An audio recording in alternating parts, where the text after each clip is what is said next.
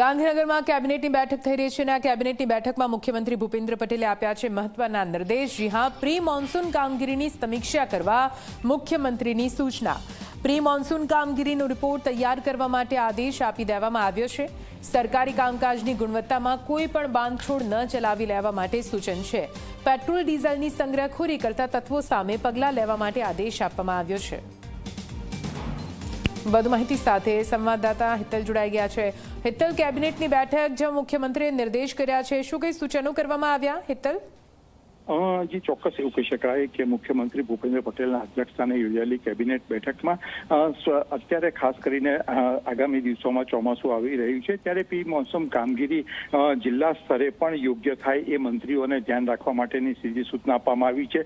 કારણ કે pre monsoon કામગીરીમાં વરસાદમાં જે પ્રકારે રોડ રસ્તાથી માંડીને અન્ય રીતે લોકો હેરાન થતા હોય છે એ પ્રકારની કોઈ ઘટનાઓ ન બને તે ધ્યાન રાખવા માટેની સૂચના પણ મુખ્યમંત્રીએ આપી હોવાની જાણકારી મળી રહી છે। આ ઉપરાંત સીધી રીતે જોવા જઈએ તો અત્યારે જે વૈશ્વિક પરિસ્થિતિ છે એના કારણે પેટ્રોલ ડીઝલ પર અંકુશ રાખવું, એનો વપરાશમાં કરકસર કરવી એ અંગે પણ સૂચનાઓ મંત્રીઓને આપવામાં આવી છે।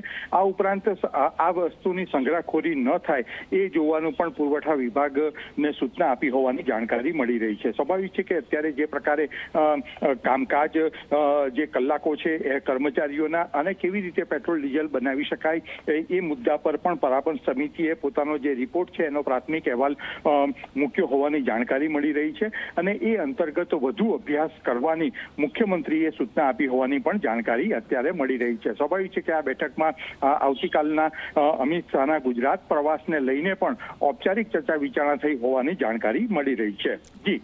જી બિલકુલ, જોડાયેલા જો ફરીથી આપની પાસે આવીએ છીએ તો આપ જુઓ કેવી રીતે હાલ તો સૂચનો કરવામાં આવ્યા છે।